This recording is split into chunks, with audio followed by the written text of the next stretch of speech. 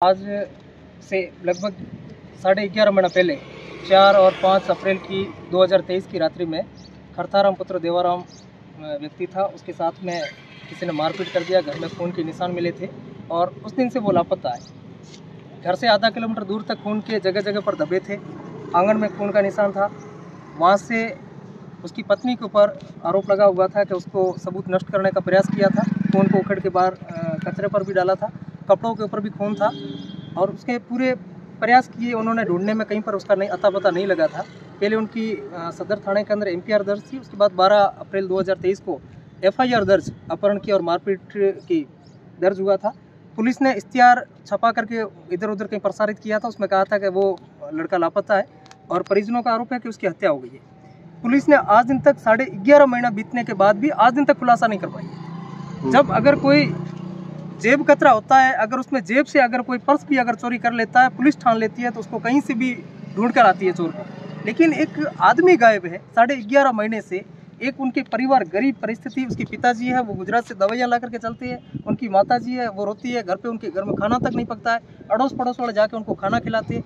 ऐसी दयनीय हालत है, फिर भी यहाँ ना तो प्रशासन के बिल्कुल वो चुपचाप बैठे हैं। आज प्रशासन को ज्ञापन दे करके और ये धरने पर बैठने का ऐलान किया है। 2 दिन पहले भी ज्ञापन दिया था। उन्होंने कहा था अगर 48 घंटे में खुलासा नहीं होता है तो हम धरने पर, अनिश्चितकालीन धरने पर बैठेंगे और जिला निर्वाचन अधिकारी कलेक्टर महोदय को भी ज्ञापन दिया जाएगा और आगे जो भी होगा निष्पक्ष। और बाकी वाले कहते हैं कि जब तक न्याय नहीं तब तक वोट नहीं, और उस हिसाब से चुनाव का बहिष्कार करते हुए यहाँ पे न्याय की मांग कर रहे हैं। और लोग सभी कहते हैं कि साहब न्याय मिलता है, न्याय मिलता है, संविधान सबके लिए बराबर हो जाता है। गरीब परिवार को न्याय नहीं मिलता है, बड़े शर्म की बात होती है। और किसी नेताजी के अगर जूते चोरी हो जाते हैं तो ये सरकारें पूरी लग जाती है वो जूता ढूंढने के लिए, लेकिन एक आदमी की कोई कीमत नहीं है क्योंकि वो गरीब है। इस भारत के संविधान में समानता का अधिकार दिया जाता है, तो फिर बाद में जाति, धर्म, गरीबी, अमीरी ये देख करके न्याय क्यों?